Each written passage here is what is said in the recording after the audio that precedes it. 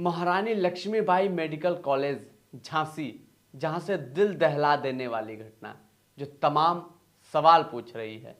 वो नवजात शिशु, 2 साल के बच्चे, 3 साल के बच्चे, 4 साल के बच्चे, उनके माँ बाप और जिम्मेदार लोग तमाम सवाल पूछ रहे हैं कि आखिरकार उस अस्पताल में शॉर्ट सर्किट हुआ कैसे, और शॉर्ट सर्किट हुआ तो आखिरकार जिम्मेदार कहाँ भांग खा के सोए हुए थे। तमाम सवाल हैं। नमस्ते, मैं अश्विनी श्रीवास्तव, आप देख रहे हैं द नेक्स्ट पोस्ट। महारानी लक्ष्मीबाई मेडिकल कॉलेज झांसी, उसी अस्पताल को बताया गया था कि यह अस्पताल वर्ल्ड लेवल का है। इस अस्पताल में वो सारी सुविधाएं हैं जो एक वर्ल्ड लेवल के अस्पताल में पाई जाती हैं। तमाम अच्छे बेड, अच्छी सुविधाएं, अच्छी सारी चीज़ें, टाइम पे सारी व्यवस्थाएं, ऑक्सीजन की व्यवस्थाएं, सारी वो चीज़ें और तमाम इस पे बातें की गई थी यहाँ के राजनेताओं के द्वारा। लेकिन हुआ क्या, इस अस्पताल में वो नवजात शिशु, 2 साल के बच्चे, 4 साल के बच्चे और 3 साल के बच्चे दम तोड़ दिया। और दम भी कैसे तोड़ा? प्रशासन की लापरवाही की वजह से। इंटेंसिव केयर यूनिट में वो 50 बच्चे का इलाज चल रहा था। किस तरीके से शॉर्ट सर्किट होता है और वहाँ रखा सिलेंडर भी, भैया ताज्जुब की बात है कि वहाँ के जो लोग थे, जो जिम्मेदार थे, वो वाकई में भांग खा के सोए हुए थे। उसी रास्ते आते जाते होंगे, लेकिन साहब को ये नहीं नज़र आया कि वहाँ जो सिलेंडर रखा हुआ है वो सिलेंडर एक्सपायर है। अब आखिरकार कैसे जांच किया जाता है? वहाँ के सीएमओ क्या कर रहे थे? भांग खा के सो रहे थे। वहाँ के अधिकारी क्या कर रहे थे? और वहाँ के डॉक्टर क्या कर रहे थे? वहाँ के नर्स क्या कर रहे थे? और वहाँ जो देखभाल करने वाले लोग थे वो आखिरकार क्या कर रहे थे? उन 50 बच्चों की जान लेके आखिरकार क्या ही मिला? वो बच्चे इस दुनिया में आए थे, अब इस दुनिया को देखने का प्रयास कर रहे थे, इस दुनिया को समझने का प्रयास कर रहे थे, लेकिन ये मंजूर ही कहाँ था कि इस दुनिया को देखें और इस दुनिया को परखें। किस तरीके से उन 50 बच्चों के साथ ये हादसा हुआ।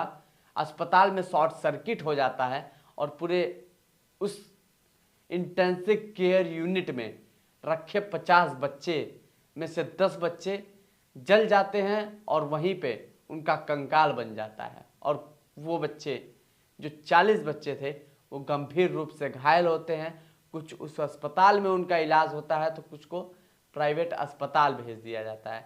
और उन जले बच्चों में से ये भी नहीं पता लगाया जा पा रहा है कि आखिरकार ये किस परिजन का बच्चा है। जरा सोचिए, एक लापरवाही। इसी अस्पताल को बताया गया था कि इस अस्पताल में वो सारी सुविधाएं जो आपको एकदम स्वस्थ और तंदुरुस्त रखेंगी। अगर आप इस अस्पताल में आते हैं तो इस अस्पताल में निराश होकर आप नहीं जा पाएंगे। उत्तर प्रदेश का अस्पताल है। उत्तर प्रदेश के सूबे के मुख्यमंत्री योगी आदित्यनाथ जी तमाम आप भाषण दे रहे हैं, तमाम आप चीज़ें कह रहे हैं बड़े बड़े मंचों से, बटोगे तो कटोगे।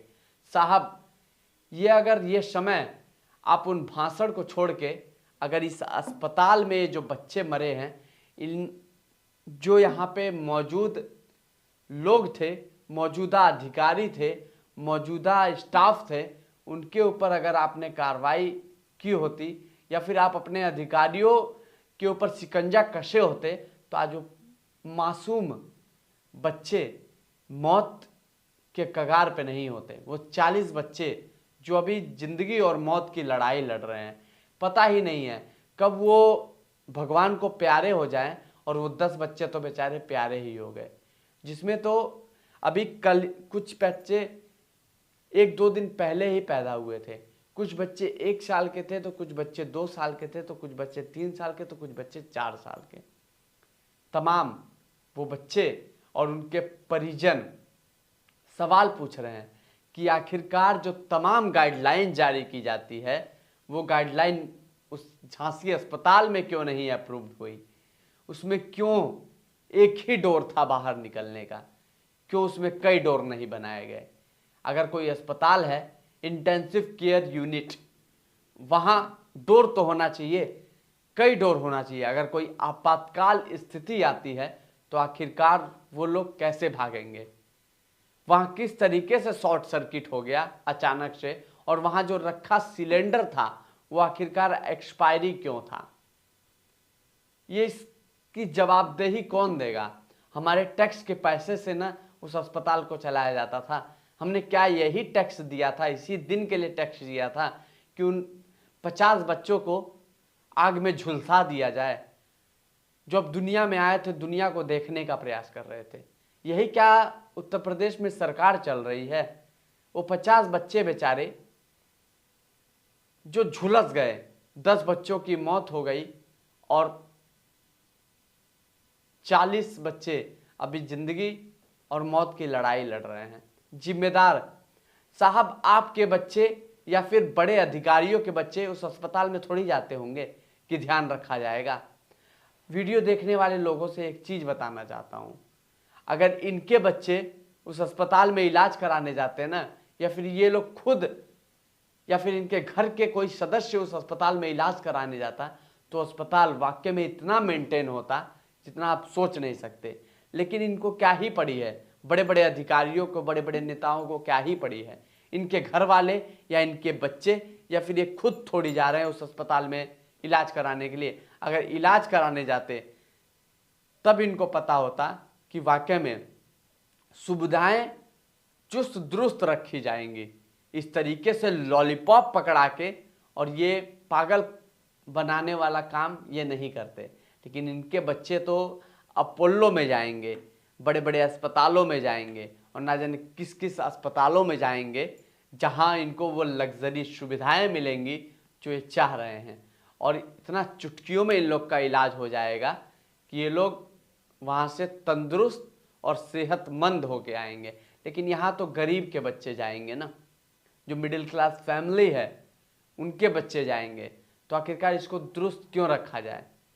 लेकिन सवाल तो है, आखिरकार ये 50 बच्चों कि आखिरकार क्या ही दिक्कत थी। क्या इन 50 बच्चों को वो अधिकार नहीं था इस दुनिया को देखने का। आखिरकार लापरवाही हुई कैसे, और लापरवाही से जान इन बच्चों की चली गई। तो आखिरकार उस अस्पताल में जितने जिम्मेदार थे, जब आग लगी तो आखिरकार वहां का सायरन भी खराब था, सायरन भी सही नहीं था साहब, कि वहां आग लगी तो सायरन बज जाए और लोगों को, जिम्मेदारों को पता लग जाए कि वहां पे कोई घटना घट गई है। जरा देखिए, सबसे पहली गलती शॉर्ट सर्किट आखिरकार हुआ क्या। दूसरी गलती कि आखिरकार वहां जो रखा सिलेंडर था जिससे आग बुझाया जा सके, वो आखिरकार सिलेंडर एक्सपायर क्यों था। और वहां जो लगा सायरन था, वो सायरन आखिरकार क्यों नहीं बजा। क्यों उसका पैसा आया था तो साहब खा लिए थे क्या आप लोग, इसलिए वहां पे सिलेंडर को नहीं बदला गया। या फिर ध्यान ही नहीं था साहब का अस्पताल चलाने में, क्योंकि वो सरकारी अस्पताल था ना। साहब को तो मोटी रकम मिली रही है, सैलरी मिली रही होगी साहब लोगों को, एसी वाले रूम में बैठ ही रहे हैं। कोई इनके बच्चे थोड़ी जा रहे हैं उस अस्पताल में इलाज कराने के लिए। इलाज कराने के लिए तो गरीब और लाचार लोगों के बच्चे वहां जा रहे हैं, दर दर की ठोकर खा रहे होंगे, तब वहां एडमिट कर रहे होंगे। इसी अस्पताल का नाम बताया गया था कि वर्ल्ड लेवल की वो सारी सुविधा इस अस्पताल में मौजूद है कि आप जब इस अस्पताल में आएंगे तब इस अस्पताल की चीजें देख के आप चकाचौंध हो जाएंगे और इस अस्पताल में आप इलाज करा के एकदम तंदुरुस्त और एकदम बॉडी बिल्डर और एकदम बेहतरीन होके जाएंगे। लेकिन क्या ही पता था, वो जो माँ अपने बच्चों को जन्म देने के लिए इस अस्पताल में आई होंगी, वो घर से ये नहीं सोच के आई होंगी कि आखिरकार जिस लाल को मैं जन्म दूंगी वो लाल के साथ इस तरीके की दुर्घटना हो जाएगी। वो माँ कभी घर से नहीं सोच के आई होगी। और जरा सोचिए, उस माँ और बाप के दिल पे क्या बीत रही होगी कि उनका बच्चा उनकी आंख के सामने झुलस गया और वहीं दम तोड़ दिया। वो 10 बच्चे बेचारे, जिनके माँ बाप को अब ये तक नहीं पता चल पा रहा है कि आखिरकार उनका जो नवजात शिशु था वो आखिरकार इनमें से है कौन। जब बच्चे पैदा होते हैं तो उनके हाथ पे एक स्टिकर लगा दिया जाता है और ये लिख दिया जाता है कि इनके माता या पिता का नाम क्या है, और पैर में एक काली पट्टी बांध दी जाती है। लेकिन आग में जलने की वजह से वो सारी चीज़ें खत्म हो गई और ये तक नहीं पता लग पा रहा है कि आखिरकार इन माँ बाप के कौन से बच्चे हैं, उन 10 बच्चों में से कौन सा इनका बच्चा है। तमाम सवाल है और जवाब देने के लिए कोई नहीं है। डीएम साहब, एक मैं इंटरव्यू देख रहा था, वहाँ आए थे डीएम साहब और उन्होंने कहा था कि हम अब इस पर टीम गठन करेंगे और टीम बड़े अधिकारियों का गठन। काम बस यही रह गया है क्या? इस तरीके की घटना हो और टीम गठित करें और उस पर ना जाने रिपोर्ट कब दी जाएगी। पहले इसको दुरुस्त नहीं किया जा सकता है क्या? कहाँ सोए थे साहब आप लोग? उस समय क्यों नहीं आप लोग को ध्यान आया कि आखिरकार अस्पताल में वो सारी सुविधाएं मौजूद होनी चाहिए जो अगर कोई आपत्ति आती है तो उस सुविधाओं का सहायता लेके उस आपत्ति को विपत्ति में पूरी तरीके से बदलने से रोका जा सके। लेकिन उस समय तो साहब लोग भांग खा के सोए होंगे, मौन व्रत होंगे और अपनी कुर्सी को इधर उधर डुलाना ही नहीं होगा साहब लोगों को। क्यों ही डुलाएंगे? टाइम से सैलरी मिल रही है, टाइम से सारी चीज़ें मिल ही रही हैं, टाइम से नाश्ता आता ही है, सारी चीज़ें आ ही रही हैं, तो आखिरकार क्यों अपनी कुर्सी से हिलेंगे? अगर वो हिले होते तो आज बेचारे इन बच्चों की, इन मासूमों की जान नहीं गई होती। तमाम सवाल हैं। सवाल वहाँ के डीएम से है, वहाँ के सीएमओ से है, उस महारानी लक्ष्मीबाई मेडिकल कॉलेज के सभी स्टाफों से है, सभी नर्स से है, सभी डॉक्टरों से है कि आखिरकार कहाँ थे वो उस समय, जिस समय ये शॉर्ट सर्किट हुआ, जिस समय उसमें आग लगी। तो साहब सभी लोग तो अपनी जान बचा के भाग गए होंगे। एक व्यक्ति तो लगातार सुर्खियों में आ रहा है, याकूब नाम का, जिसने अपनी जान पे खेल के उन बच्चों को बचाया। जरा सोचिए, वो एक मसीहा बन के आया था, लेकिन वहाँ के जो मौजूदा लोग थे वो तो अपनी जान बचाने के लिए भाग गए वहाँ से। उन बच्चों को ये नहीं सोचा कि इन बच्चों को बचा लिया जाए, क्योंकि लापरवाही तो इन्हीं की थी। क्या बचाएगा कौन? तो तमाम सवाल हैं। सवाल तो हम करेंगे और सवाल करना जायज़ भी, हमारे टैक्स की कमाई जो लगी है। अब सवाल होता रहेगा, इस तरीके से काम नहीं चलेगा। और एक बात आप लोग ध्यान से सुन लीजिए, वहाँ के अधिकारी और उत्तर प्रदेश के ही नहीं, भारत के सभी अधिकारी और नेता, जिस दिन इन जनता का डंडा चलने लगे ना और चलने लगेगा, उस दिन साहब आप भाग नहीं पाएंगे और आप लोग का तो वो हाल होगा जो आप लोगों ने सोचा नहीं होगा। लेकिन अब बस देखना यही है कि आखिरकार इस पे जांच टीम का गठन होता है और इस पे क्या कार्रवाई की जाती है। कार्रवाई तो इतनी कठोर होनी चाहिए कि उन वहाँ जो जिम्मेदार थे, उन जिम्मेदारों सोचने पे मजबूर हो जाए कि आखिरकार इस तरीके से काम हम लोग को भांग खा के नहीं सोना चाहिए था। तमाम सवाल हैं। बाकी आपकी क्या राय है कमेंट सेक्शन में ज़रूर बताइएगा। तमाम हम वीडियो बनाएंगे और बना रहे हैं, बस सवाल पूछने का काम करेंगे। और इस वीडियो को आप ज़्यादा से ज़्यादा शेयर करें ताकि उन लोगों तक पहुँचे, उन जिम्मेदारों तक पहुँचे जो जिम्मेदार भांग खा के सोए हुए हैं और जिम्मेदार तकिया लगा के सोए हुए हैं। नमस्ते, मैं अश्विनी श्रीवास्तव, आप देख रहे हैं द नेक्स्ट पोस्ट।